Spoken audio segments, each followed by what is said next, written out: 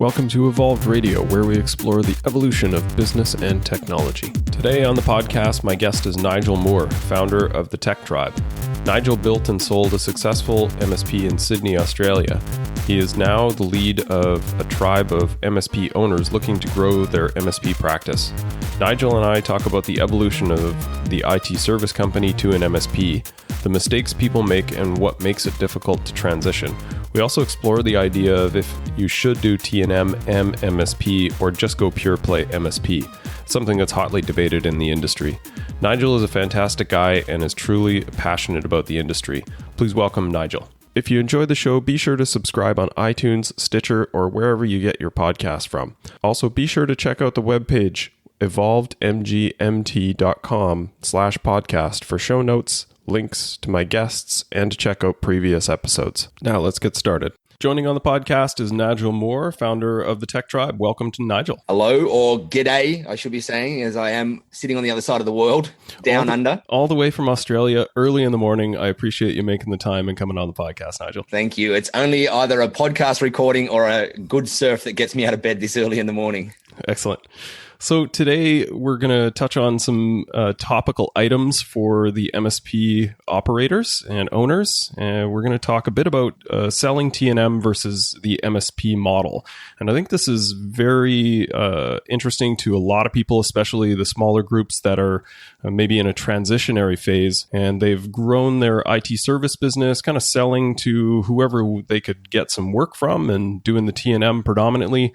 And now they're maybe scratching their head and saying, I keep hearing about this MSP model and this, everyone says it's the best thing since sliced bread in IT and maybe I should be doing this. And there's a bunch of hurdles and both mental as well as business process that I think make this a difficult move, but one that I think is worth discussing. So hotly debated in the industry. And I have some ideas around why people shouldn't do TnM versus MSP. So I'll rattle off a couple of these just to get us started. One of the things that I'm really against the TnM model is it's a distraction from the core business. If you're trying to build an MSP and really focus on the MSP, then it can be a bit of a distraction because it can attract and retain certain customers that maybe not a fit. They're often have lower budgets. They don't view you as a strategic partner. It can be administratively burdensome from billing and scheduling standpoint. And I think the biggest thing is it kind of it limits leverage and scale. So there's not necessarily a way that you can get past dollars per hours. Your business is limited by number of man hours that you can produce through a week, and that kind of gives you your range for profitability. Not that you can't make good money at it, but I think the MSP model allows a lot more scalability and leverage. So I'll turn it back to you, recognizing that the work you do is largely in helping MSP owners and IT service business owners grow from a small business to a much more larger business. And I wanted to certainly get your thoughts since you see a lot of this. Yeah, one of the big struggles that a lot of people that I speak and coach is around that transition from break, fix to managed services. And a lot of us, especially techie-led MSPs that started off without the intention to start an MSP, we had a few people asking us for computer help and bang, next day we know we've got a business on our hands. And so a lot of people that I am talking to are kind of from that mentality where we're techies led or we're techie from the beginning. We don't understand or we're not really kicking out with a great business knowledge. And so what I see out there is this big struggle of how to transition from a time and materials basis where people are happy doing time for money, time for dollars, consulting and whatnot, to building out an actual product or a service and how to actually position that and structure that and what's included and what's excluded, and trying to figure out how to manage that risk of unlimited, which is a big kind of psychological pain point for a lot of MSPs I see out there, especially the smaller guys like myself many years ago, where we sit there and we go, hey, if we're going to go and give out an unlimited plan to somebody, I've got an enormous risk that I've got in there, and there's potential for me to go out of business by it. In hindsight, I have never in my 15 years in the industry and speaking and coaching to hundreds and hundreds and hundreds of MSPs seen anyone even get close to being put out of business by a client. but it is a real and rational fear when you first get started. So there's some of the pain points that I see. I am like you. I am a very big believer in that managed services is by far the biggest benefit, in not just for us as a business model, because it gives you obviously that recurable, predictable income, but also for the clients, because you're giving them that proactive kind of work. You're giving them fixed, repeatable pricing. You're giving them SLAs, which you shouldn't be giving them if you're on time and materials, even though most of us do. When we're starting out, but you're giving them all these things. So it is a win-win on both sides, but it does take a bit of a transition and a bit of a work in progress to get from point A to point B. Point A being 100% time and materials, point B being 100% managed services. And there's lots and lots and lots of little spaces and gaps in between. Yeah, I think you hit on a really important point that I find sometimes doesn't occur to people, and that they're really hot and heavy, want to get started on an MSP model, and they run out there and start selling contracts based on some numbers maybe they've thrown together. Hopefully they've at least sort of put some thought towards what their actual cost of operation is, and what is the run rate for support of a particular client. But I think a lot of people skip past the step of actually developing a product offering, which is what you mentioned. I think that's a really important piece to make sure that you have some forethought about what you're actually putting together as an offering to go out to the market and sell.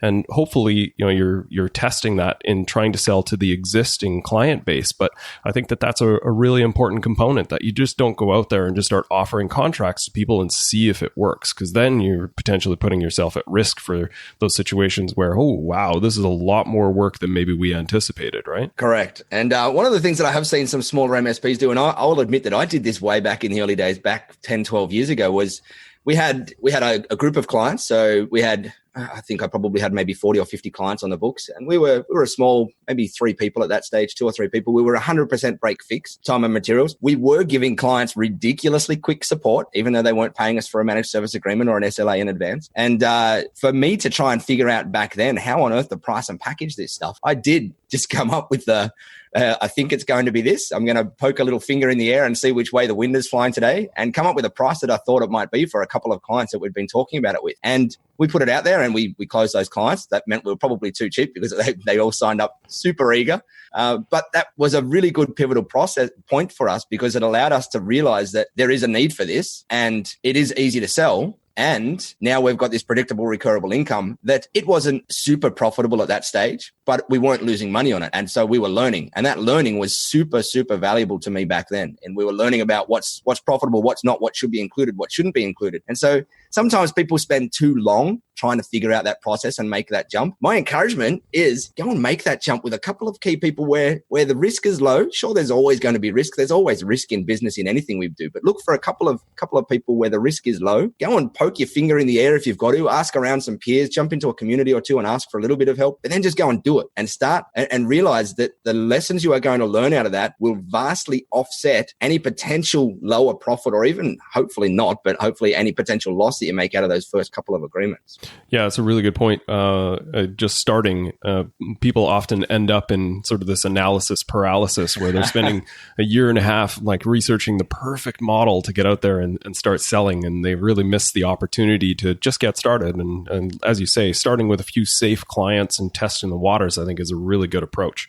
One of the other ones that you mentioned, I think, is worth noting, because I see this particularly when people are stuck in the hybrid model where they're doing TnM plus they have MSP agreements or for MSP clients, is that they're treating both of those clients the same. They run them through the same service stream. So the TnM client calls in, and if it's a quick fix, they jump straight on it, and that potentially queues up and sets a longer wait time for an MSP client. And I think that's really detrimental. I think people need to get it through their head that these are 2 separate service streams. And what I often advise to people is you can, in a way, use that as a sales lever to tell the TnM clients, like, hey, sorry, we've got some priority stuff to work on here. You can phrase it really well to not upset them, but make them recognize that they're kind of on a secondary list, and the other clients are in priority queue. And that can be really valuable as a conversation after the service has been completed. I absolutely love this topic, because I believe that the vast majority of MSPs have scope to completely improve this area here. And what I am typically recommending people do is you've obviously got your managed service clients, whether you call them your premium clients, your fixed fee agreement clients, whatever it is, you've got them under some sort of banner. Your casual clients, you can call them your ad hoc clients. You can call them your ad hoc clients, your casual clients, whatever they are. They're in a different bucket. And as you touched on, you should absolutely have two different service levels for them. Your managed service clients should be on an SLA. That SLA should be fast response times or whatever it is. You've got 1 hour for critical issues or whatever you have. If a time and materials client support request comes in, that should go against either a no SLA or some sort of completely different internal SLA that you never talk to the clients about. You just manage internally so that you can figure stuff out. Now, when you're first starting out in this process, if you're an existing MSP that has been doing time and material for many, many years and has set expectations around quick support for many years, you can't just go and flip the switch overnight to an SLA and tell all your time and material clients that they're not getting an SLA anymore. It's not fair. You're the one that set the bad expectation. So the onus is more on you to help guide them through that transition journey. And so one of the ways that you can do that is over 6 months, maybe a year, maybe 18 months. It took us probably 18 months to go through this process. We slowly made a bigger gap between our support levels of our managed service clients, everybody that had signed on a managed service agreement, and what we called our casual clients. However, we had to make sure that we had the conversation with every one of those casual clients that our managed service agreement plans were available. So we weren't just providing them less support without giving them an option into something else. And so over time, that was a slow transition because I'm I don't like making fast snap decisions for my clients. I like to try and lead them on a journey. So over time, we stretched that gap and we actually had them up on our service board, our metrics and numbers up on our knock screens in the office where we could see our premium clients and our response times on them, and we could see our casual clients and our response times separate to them. And our mantra over that 12 to 18 months was to slowly stretch the gap between what we're doing on each of them.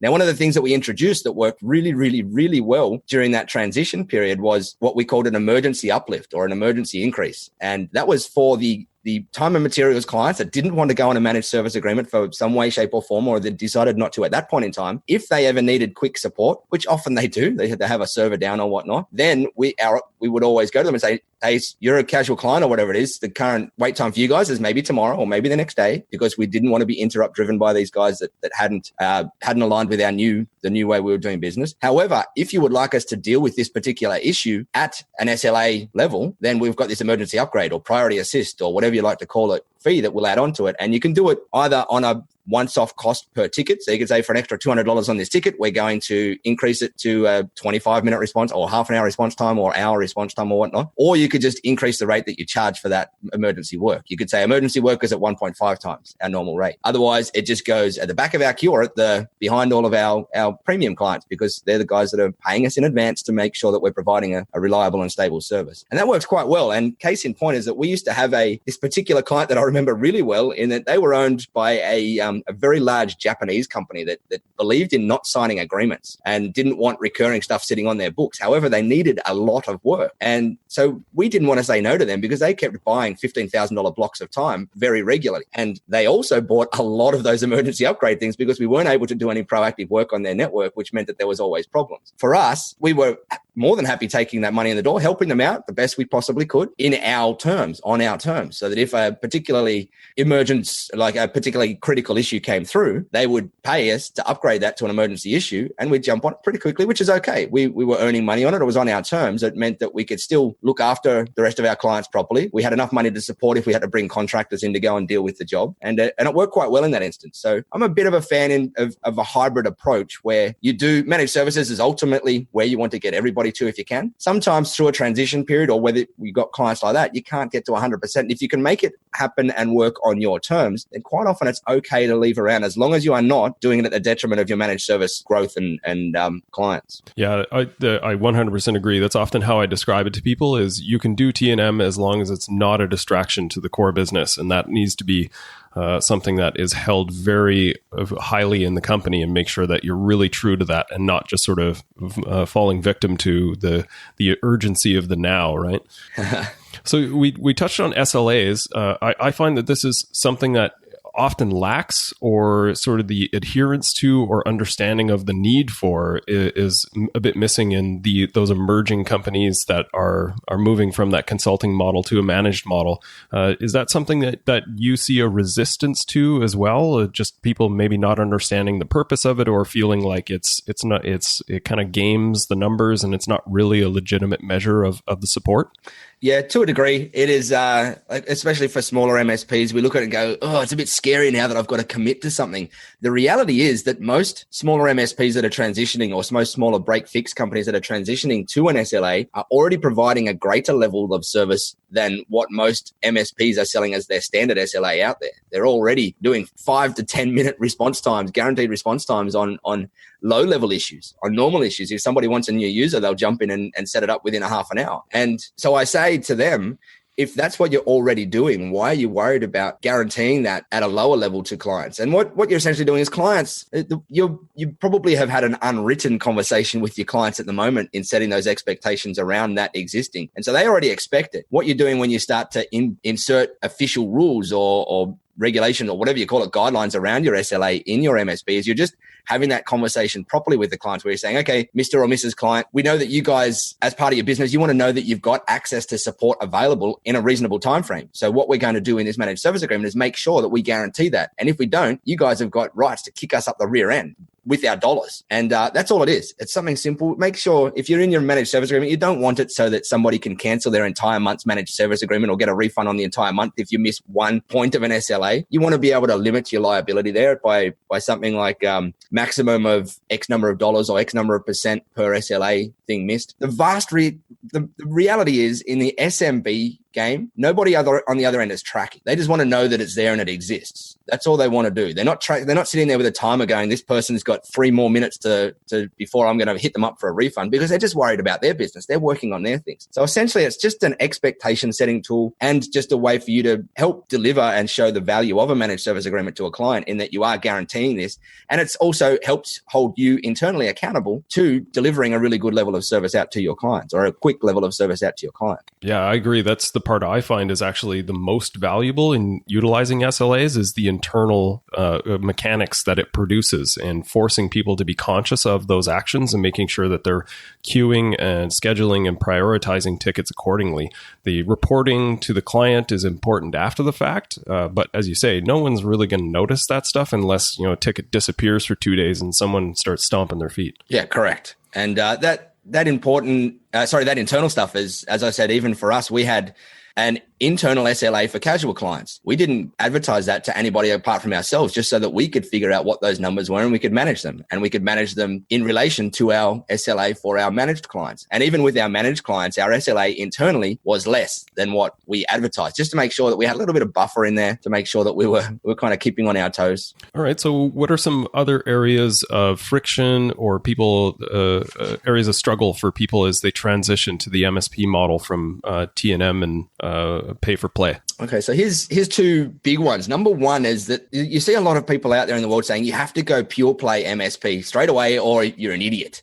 And unfortunately, that just comes from a background of some people out there that are full of ego, that are just going like, my way or the highway. I did it, so you should be able to as well. The reality is we're all different. We've all got different mindsets. We've all got different ways that we approach business. We've all got different speeds that we run in business. And so one of my encouragement there is do it on your speed. Obviously push yourself and challenge yourself. But if somebody else is out there saying, I transitioned overnight and it was fine, I had no problems, don't make that your modus operandi as well, because it may drive you mad and you may get to the point where you're not going there. And then you just beat up on yourself and you're down on yourself because you weren't able to copy somebody else. What you need to do is just take inspiration from other people and their journeys and their processes and whatnot, and figure out how you can craft and guide your own journey that you can be accountable to and you can fulfill, rather than trying to get into this comparison mode. Because that leads me into the second thing. So that's the first thing. Don't compare as you go through the process. Figure out your journey. Figure out what's going to work for you, your mindset, your clients, your speed of doing business. Obviously, you always want to be pushing yourself a little bit in there. You don't want to be trying to do it too slow, because you get overtaken by someone else out there.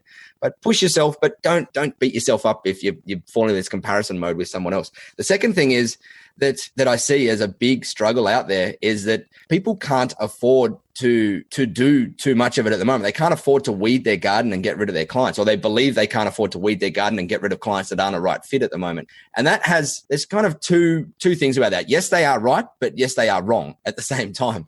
And what I mean by that is, yes, you're going through this process. You've got X number of dollars coming in the door. You don't have any maybe available working capital in the business to tide you over for a couple of months if you do make some weeding out there.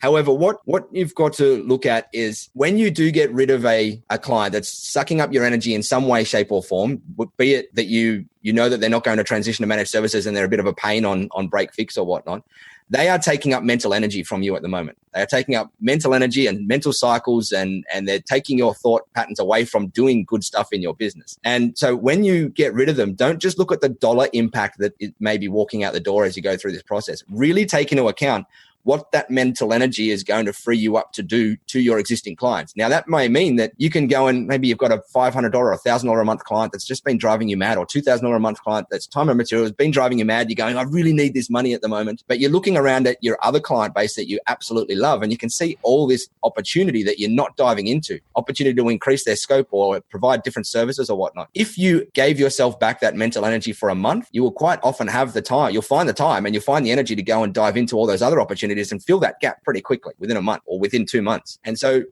as you're going through, perhaps just look for opportunities like that where you can see where you know that someone's got to go and just take that little risk and go and do it. And know that you're freeing yourself up to go and get some better dollars in the door from your other clients, if that makes sense. It was kind of a roundabout way to explain it, but hopefully that came across. Yeah, I think I agree on the point that if you're going to transition, it won't happen overnight. There's a significant risk to the business if you're going to cut out 50% of your clients or more. That's going to put you on thin ice for most people as they're trying to grow a business.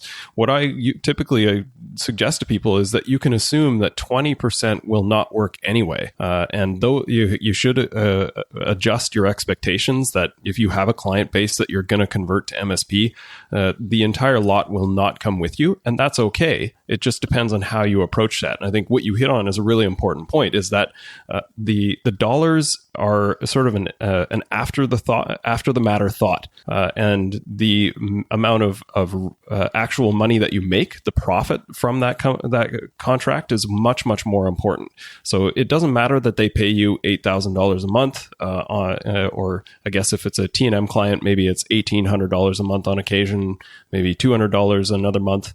You have to look at how taxing it is to the overall business. And what I often find is that there's a lot of those clients, both in the TnM and the MSP space, where it's just not worth it. The whole tech team sighs with relief when you actually go through and cut some of those people.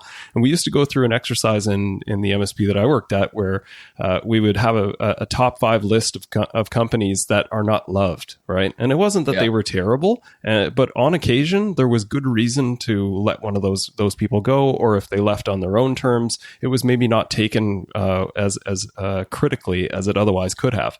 So churn is going to be a natural part of the business, and if you're going to adjust your business model, you have to expect that churn comes with that. And that's why, as we're talking about here, transitioning into this steadily and growing by selling those MSP contracts to replace the ones that don't serve you from a TnM basis are going to be the best way to build that bridge to the next stage of your business. Yeah, I 100% agree. And one of the things that you call it the crazy universe or the rules of the universe or whatever it is, out of the 15 years that I've been in the industry and the clients that I have fired or helped move along, and all the clients that I work with, the MSPs that I work with, all of their clients that they move on, 100% of the time, if they move a client on that's not a right fit, within 1 to 2 to 3 to 4 months, they have filled that gap with a better client or more revenue. And that is, I don't know what it is. Who knows whether there's woo-woo behind that or whatever it is, but it happens nearly pretty much 100% of the time, in that you get rid of that mental energy. It frees you up to then go out and find someone that's better to fill their place. And it happens all the time. Yeah. I find the people that are not willing to sort of bridge that gap, I find they're often the impediment to the business more so than the actual reasons that they self-justify with. And you sort of nailed it, that the people that sort of have some level of faith in this and they believe in what they're actually trying to operate as their business model, it comes to fruition. But the people that maybe don't sort of manage that gap as well are the ones that just refuse to believe, right? And not that it has to be faith-based in any sense, but other people are successful in doing this in any size market. You don't have to be in a major city like Sydney, New York, London, Tokyo, whatever, to be successful at this business model. There are people that are running very successful MSPs in very small markets. And it's really just about finding that segment that is willing to pay the value according to what you're going to serve. Correct. Yeah. And then focusing 100% on them and loving on them. It's even in I've heard of recently an MSP at a small market, a super small market. I think it was 30 to 50,000 people population in that market. And they were running a 7-figure MSP in that market because they had just focused on loving in their community and serving on their community and being well known in their community. And they attracted all the right businesses and all the good businesses in their community, and they owned that marketplace. So it absolutely can be done. You can build a 7-figure, and I think got a feeling it was multi 7 figures that they were running their business in a small 30,000 community. Obviously, they probably had some ancillary communities around that, but obviously they weren't big. So that's an important point. I think it hits on one of the points of pushback that I hear in this transition model is people say, well, we can't do that because our clients won't pay those rates. Is that something that you feel is a lie that people tell themselves, or is there some legitimate pushback in do they have the wrong clients maybe, or are they just telling themselves of a complete falsity and haven't even had that discussion with the clients at all? 80% of it is a lie. 20% of it, there's some truth, no doubt, in certain situations where certain clients just cannot pay. Certain types of clients, like that one I was talking about, will not pay a managed service agreement. However, a lot of the onus is also on you to educate your clients and your prospects around why as well. And a lot of small business owners especially, still do not understand the benefits of a managed service agreement and why it is better for their business in the long run and what that there actually is ROI in it. It's not just a line item that shows up on their P&L as computer expenses. It's actually if you're providing a really good managed services and you're helping out with higher value things like technology adoption and education and whatnot, you're not just fixing their computer problems. You are helping them run a better business more efficiently by using the great technology tools that they've got access to. And that there is where that's your job, is to go and educate those clients around that IT is not just an expense. So sure, it can show up as an expense on your P&L, but it's an investment and a very strategic investment. If you guys can take that kind of walk up the value ladder to be more of you call it trusted advisor or whatever you want to call it. That term gets thrown around a lot.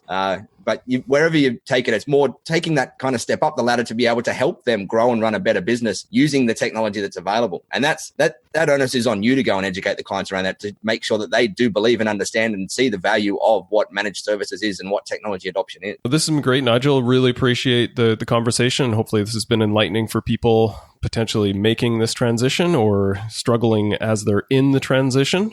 Any other resources or areas that you would suggest people take a look at as they look to grow their MSP practice? When I first started through this process 10 years ago, it would have been now, I read a great book you will know Carl Palachuk, and many other MSPs know Carl Palachuk. He's kind of the grand papa of our industry and managed services. And he wrote a book, Managed Services in a Month. And if you haven't read that, there's some really good little tips and tricks and strategies in there to help you go through the process. I think the title might be a little bit of a play on words because no one has ever done it in a month. Or maybe Carl has and maybe a few other people have. I certainly didn't, and most people that I know didn't. But the onus behind it and the stuff behind it in that book is really good. So if you haven't read that yet, go and grab Carl Palachuk's Managed Services in a Month book.